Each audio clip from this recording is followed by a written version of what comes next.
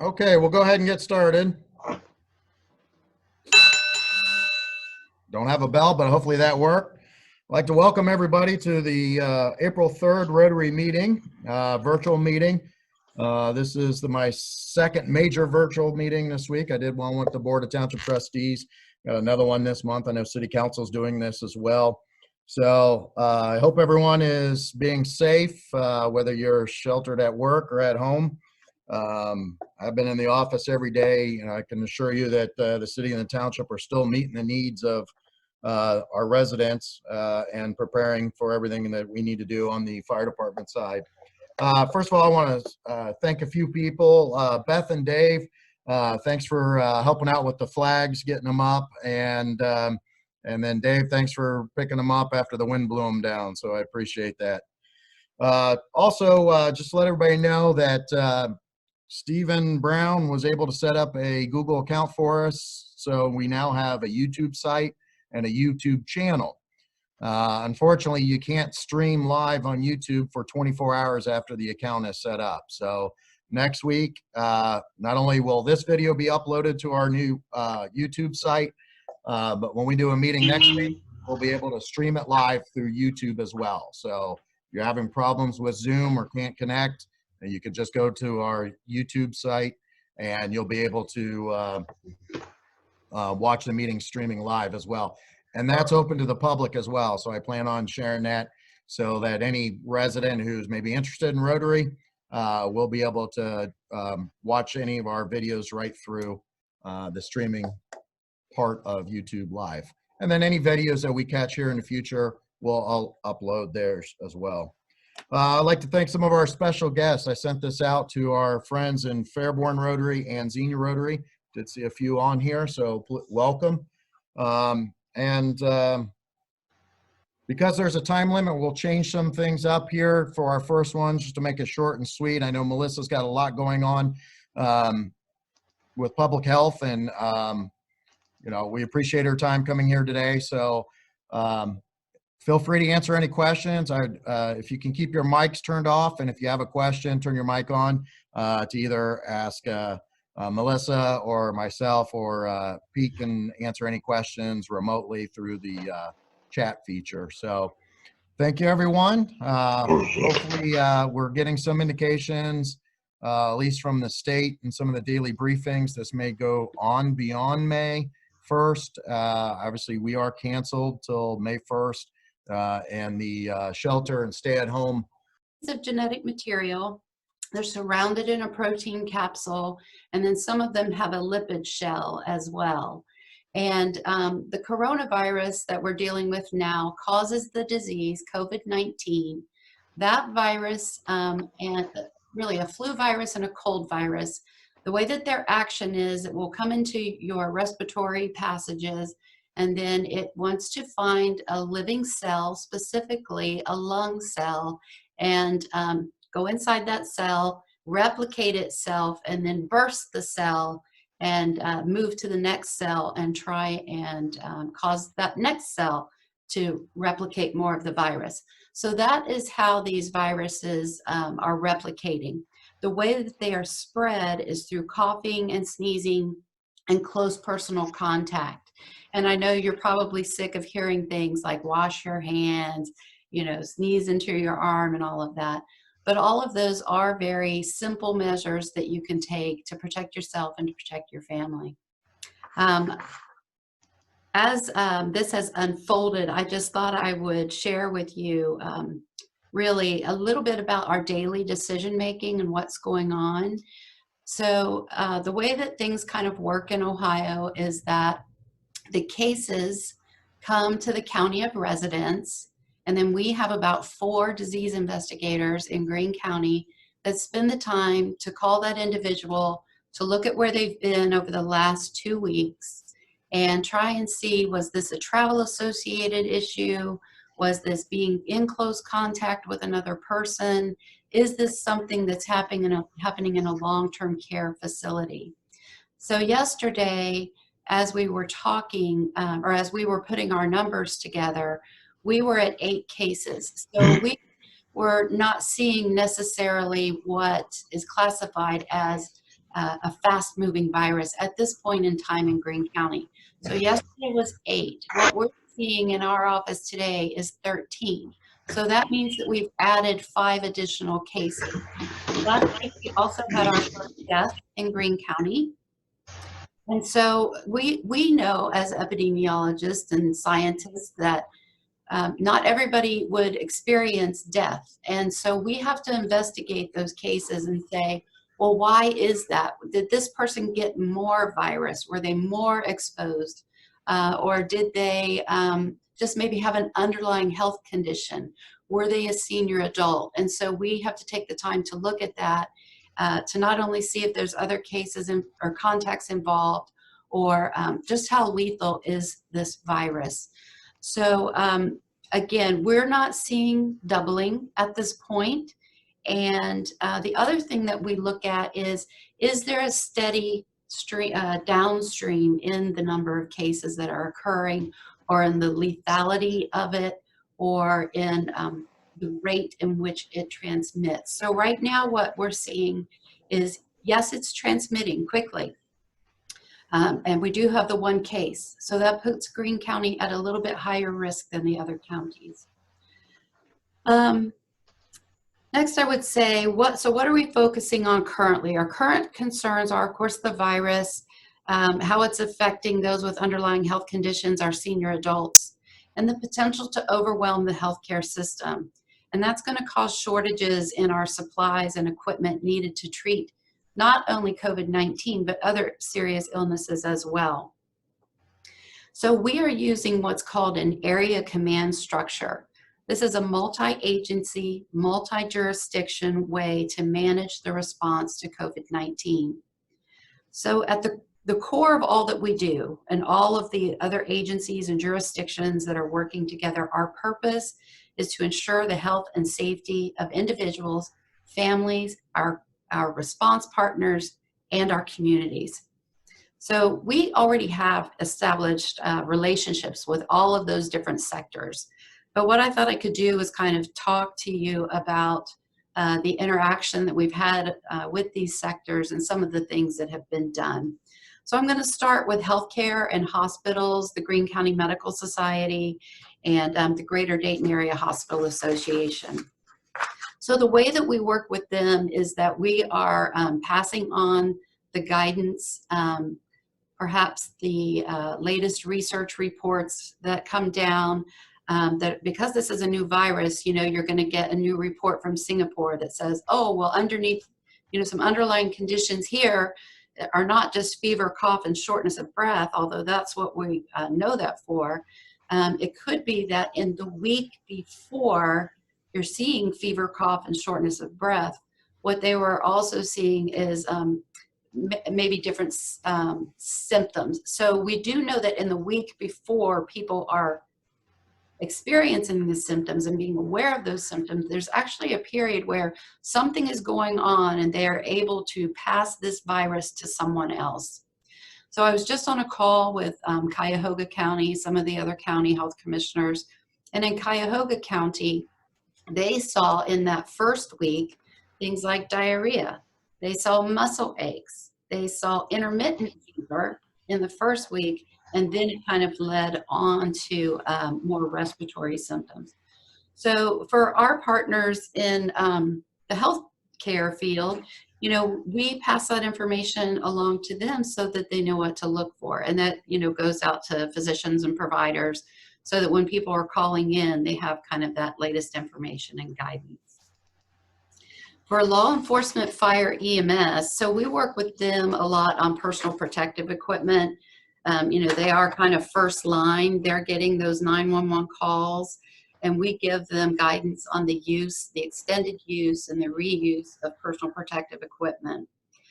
So currently what they're planning for is, you know, people keep saying, oh, it's coming in 2 weeks. And again, as we see where we went from 8 cases yesterday to 13 today, there is the potential, you know, that this could get worse. And so we want all of our communities to be prepared.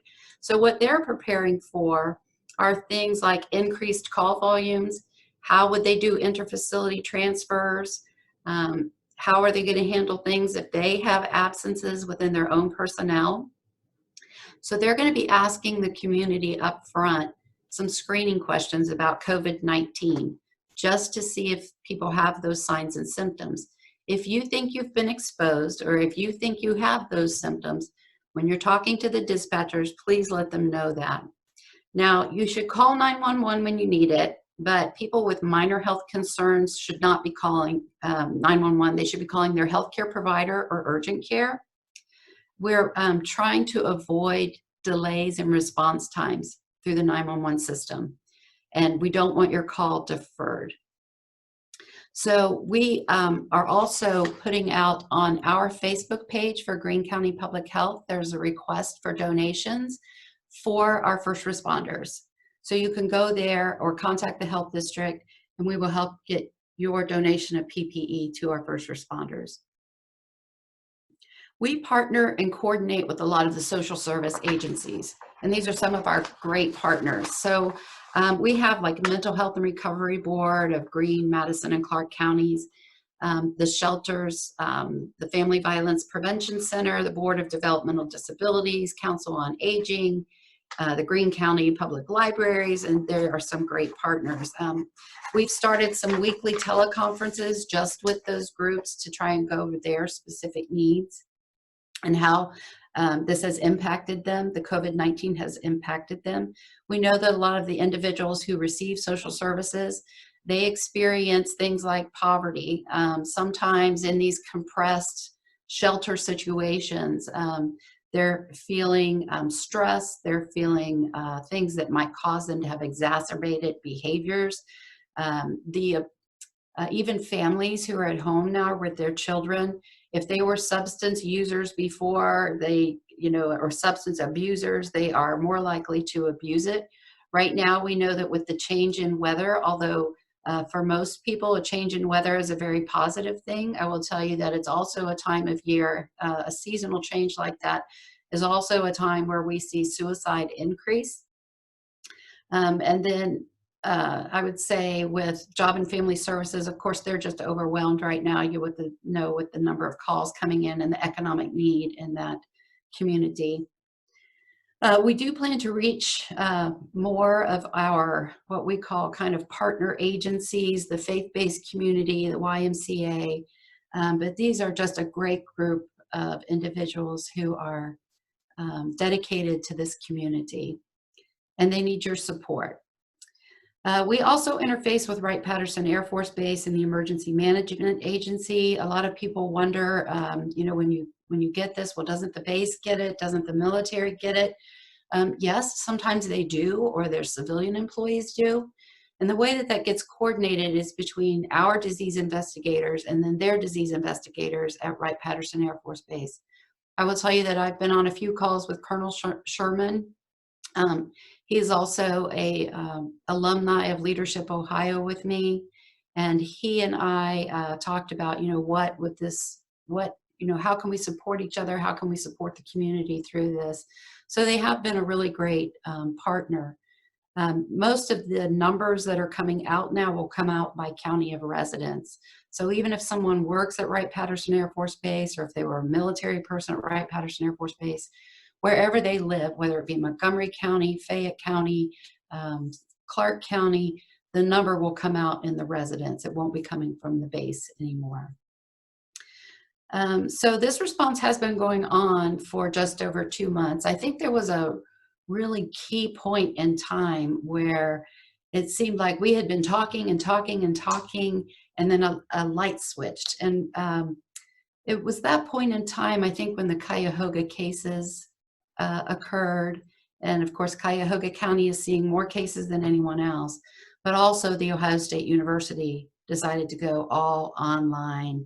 And it was after that, that was the domino that kind of went down. And then after that domino goes down, we're looking at, well, what will be here after all of this goes down, and which dominoes will be behind us, and what are the things that we'll be moving forward to in the future. The whole idea of online education, I think, was it just exploded kind of overnight. So the universities that we work with very quickly were able to let us know that, yes, they were ready to go with that, and they did that. Now, the K through 12 community, kindergarten through 12th grade, they were really kind of rocked into what they were doing. So it was not business as usual necessarily for them. But I really have to tell you how great our communities have been. You know, Yellow Springs, they swung into action, making sure those kids were going to get fed. Beaver Creek, you know, Feed the Creek has been going on. I just can't tell you how great your elected officials are in your particular community. Lots of times I would be passing the information on to them, and then they would share with you through whatever method they found would be suitable for you. So I've seen Rob Anderson, you know, on doing videos, and Brent Merriman down in Xenia. And a lot of times that's just a matter of us passing the information on to them and letting them lead in their community. So speaking of community, you know, the other areas that got rocked really hard, we believe, were things like the business community. And so initially when the bars and the restaurants were closing, you know, you've seen how they've had to adapt their business and do something different. I will tell you that as these orders came down from the state, we were hearing them as you were hearing them in many cases. And so we were trying to work with all of those different partners to help them kind of assimilate this information. Some of it has been very difficult to digest and respond to, but we have about 15 members of the health district, again, working in all of these sectors that are there to try and come into compliance with some of these orders. So again, right now we have about 100 complaints that are on the books where the sanitarians go out and they review the complaint. So when complaints come in, they actually go to the environmental health section, and they look at the complaint, and let's say it's one that has a personal health issue, or a person, like if somebody truly were trying to go out and expose other people to COVID-19, that's a priority issue for us. The second priority issues that come before us would be things that would affect your air, food, water in relation to COVID-19. And so then they will take that chunk and inspect them. So I think a lot of people think that if they're going to bombard either the state or bombard the health department with complaints, that we would pay more attention. It really doesn't work that way. It is strictly based on health concerns as they go down. Now, so that's the triage process. So we do make every effort to keep everyone up to date through our Facebook page, www.gcph.info, and Twitter. We've done press conferences and we've done radio. I did hear most recently that golf courses was one of the hot spots. I will tell you that Greene County is not the only community that does not have golf at this particular moment. But again, it goes back to that science-based issue. Any time that you put two people together, there is the potential for this virus to spread. And people have said, well, we'll be way apart. Well, for as many calls that we get at the health department that say, close this business, open this business, Kroger's is too crowded, there's not enough this or that, there's just different opinions, and really that's what they are, is opinions. So we always go back to the science, and we know that this virus, as I said in the beginning, its purpose is to kill a living cell, specifically a lung cell. So our question back to the governor, because they've switched their position a few times, our question has been, if you're going to be in that golf setting and the people who are doing the work, they have reached out to us and said that this is an equity issue for them.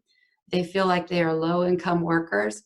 And so our question back to the governor has been, well, are these essential workers? If you're going to make them work and do it and be at this golf course, are they essential workers? So we did ask that question again today. We don't have the answer yet. But again, if that doesn't come through, we'll continue to focus on our numbers as far as making that decision. So I guess at the end of all of this, I want you to know we will focus on our mission, and we are going to focus on our message throughout the coming weeks. We are the local source of your public health information. There's other information out there coming from the Ohio Department of Health, the Centers for Disease Control, but make sure that you're getting it from experts, because there's a lot of stuff that goes on. There's so much stuff that's going on that it can be distressing to individuals. So make sure that you're stepping away each day.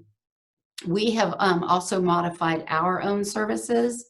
In addition to doing the disease investigation that I told you about, we've modified the way that we do our home visiting, early intervention, children with medical conditions, and the WIC program. A lot of those are virtual visits now. They're not in person. Vital statistics is all online. And then most of our environmental health employees are teleworking at this point. I will tell you that a lot of times we hear about healthcare workers, doctors and nurses, and we do have doctors and nurses working for us, but we also have health educators, epidemiologists, emergency preparedness coordinators, sanitarians, and just a wide variety of highly educated public health professionals at the health department. And next week is Public Health Week, so I hope that you can celebrate us as well. We all have a choice in the way that we're going to respond to this as individuals and in the community. I'm very proud of the response in Greene County. I will say, even though we may have some discord and disagreement, at least most of us are willing to sit down and have the discussions without it becoming some ugly things that come out. I do want to make one final appeal to you, and then I'll be quiet. I think we'll be remembered for our bravery and our resilience, but for those individuals who are testing positive, for those individuals who have had this and recovered, there has been a lot of stigma associated with this. And I know you've seen the national headlines, but even in our region of Ohio, if you'll remember those first cases when Dr. Amy Acton came down in February and celebrated with us our 100-year celebration. And those Miami University students found out that they were not positive. You know, during that time, they had experienced death threats, people following them, people just making sure they were staying in there, calling them, telling them that they had contracted this disease like they had done something wrong. That is not the case. Anyone who gets this, they have done nothing wrong to get this. It's highly transmissible. It's very easy to get. It is just spreading very quickly in our community. So I would ask that you have some sensitivity around those individuals that may test positive as we go forward. That's all I have. I'll take a couple questions. Oh, I want to share this too. Did everyone get this? The newspaper? Should be coming to you soon. It says COVID-19. What it is and what to do. And it should have gone out in the Xenia Gazette and Fairborn and Beaver Creek papers. So watch for that.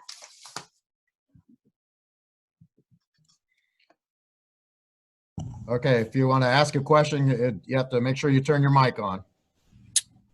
Good evening. This is JD.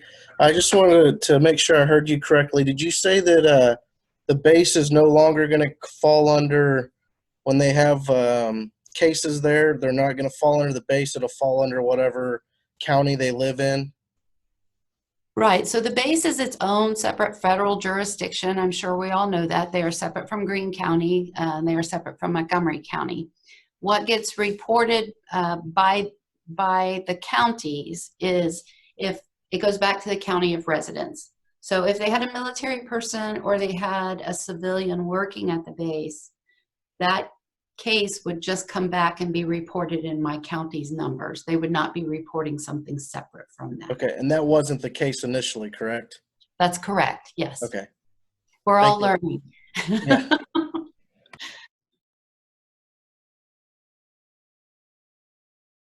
Hey, Melissa, this is Patel. I have a question on the age group of the 13 people who's got it. Is there a specific criteria you figured out? And is there a particular location of Greene County that these people are living at? Mm-hmm. That's a great question. So our age range has been between 27 and about 87 years old. It's been split almost right down the middle of males and females. And as far as the death that occurred, it was an 80, I think she was 83 or 87 years old. She was from Cedarville. Now, when you break down those cases, and we look at the cases and we look at the surveillance that's going on, really there's no set place that's kind of coming out ahead at this point. But again, I think that's because our numbers are so small. So we only have about 60 people that we're looking at. 20 of those people, they didn't have it, they tested negative, so they're out of our system. Another 20 of those people were following because they've been exposed to someone who has had this disease, or they traveled and came back, so they're under that kind of quarantine period. And then the last 20, 10 of them were positive, well, 11 are positive now, and the other 9, their results are pending. But there's really nothing trending in our data yet, but it's a very small data set. Okay, thank you. Can you address, when this initially came out, everything was discussed as being droplet-borne, but what I've been reading lately is that now they believe that it's also aerosol-borne, which means it's going out on much smaller bits and pieces, which means that more than sneezes and coughs, it's talking or breathing. Can you address that, please? Sure. Well, there is a risk even with talking or breathing. And a lot of that is going to be based on environmental conditions. So when you see the studies come out, you'll see, oh, it's airborne, aerosolized, which is true, and then droplet, and it might be on a surface for a while. What I would say is that those are fascinating reads and they're very interesting, but lots of times when they do those laboratory studies, they've done them in kind of very sterile conditions. So we're just still learning about that. But is it possible to speak and transmit? Yes. Is it possible for it to be a droplet on a surface? Yes. We even have the question of, and Lord forbid that, we continue to have death or anything like that. But as individuals pass away, the question has come up, can that virus be on the deceased body? And the answer is, the body itself is no longer breathing, we know that, but the secretions of the body, yes, they have been able to demonstrate that that virus is still there. So oftentimes they'll cover the mouth before they manipulate the body in any way. So are healthcare providers responsible to forward information to you, to the health department immediately? Hospitals and doctors and clinics, they have a responsibility to report immediately when there's been a case identified? Well, that's a very interesting question too. The best way for us to have the data to know where it would be and is not would be at the point in time when a provider orders the test. And that would be like an early warning for everybody involved. So typically, the hospitals have been letting us know, or the Ohio Department of Health know, but we knew going into this that just reporting that number of 8 cases or 13 cases can be very misleading, because there could have been a lot of tests ordered out there. We probably have someone on the call who is in healthcare who could respond to that better, but that was kind of an assumption going into this, is that we kind of felt like we were going in with one hand tied behind our back, because we don't know, how many tests were even being done. And we would assume that our providers are ordering those tests according to the clinician guidance that we've given them. So very clearly, it's kind of a guess. It's a best guess that we have. And the more data you have, the better the picture is that you have. And our picture is a little unstable here in Greene County, so we're being very cautious.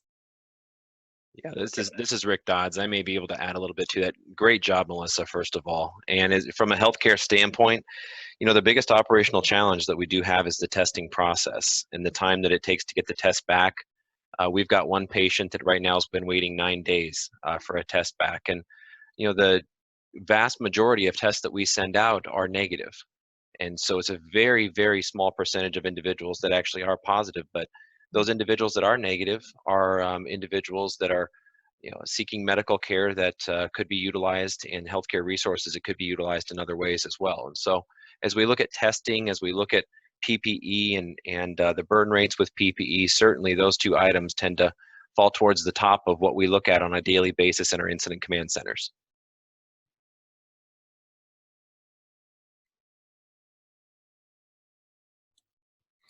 Melissa, can you, I understand that the Emergency Operations Center is up and running, and can you explain kind of the operation? I know you're the incident commander for this disaster, and let me say this, it's very unusual for a jurisdiction and an agency such as yours to deal with two disasters in less than a year. So if you can explain how the Emergency Operations Center and how it's working to coordinate all this information.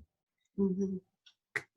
Well, I will tell you, it rapidly evolved. So initially it was kind of just us back in January with kind of just a singular command system.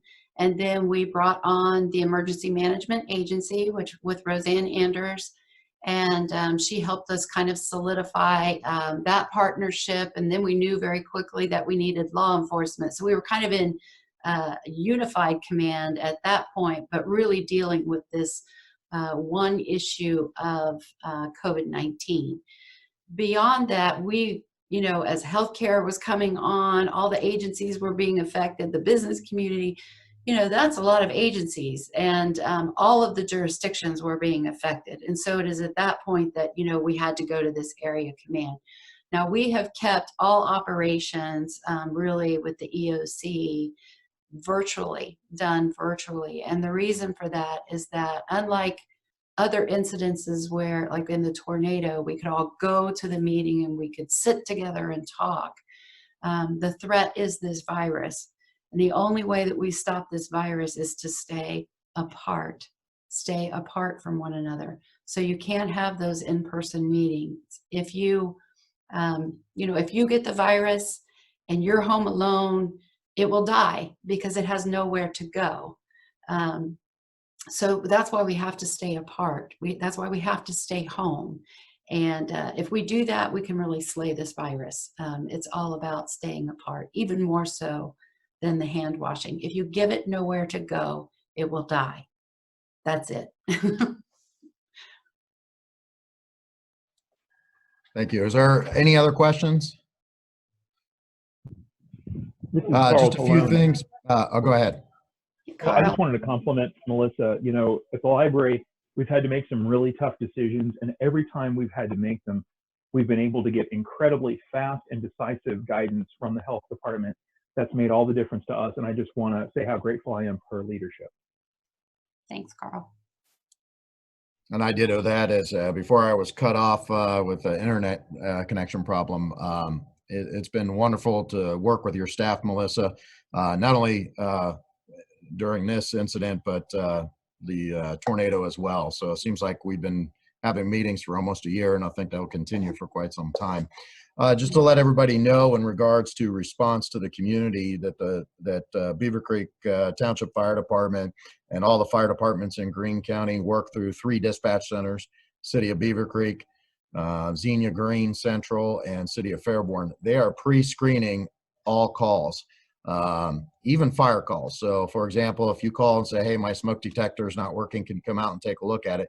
The dispatcher is going to ask the questions, and if there are any signs, our staff, Fairborn, all the fire departments will continue to go in and investigate, but we'll definitely be wearing PPE, whether on a regular medic call or a fire call or an investigation call. So Melissa, thank you for coming out and helping us out today in our first virtual meeting. For everyone else, if you missed it or you know anybody that you want to share this with you, I will be uploading this to our YouTube site. I'll send that link out as well. And I'd like to thank all our guests that participated from the Xenia and Fairborn Club, and our district governor-elect is on here as well, so appreciate that. And of course, Beaver Creek Township president as well. So, and Dave, I see your clapping hands there and on your emoji. So thank you everyone for coming, and be safe, stay in if you can. If you do have to go out, please take those protective measures that Melissa talked about. Thank you, everyone. Have a good day.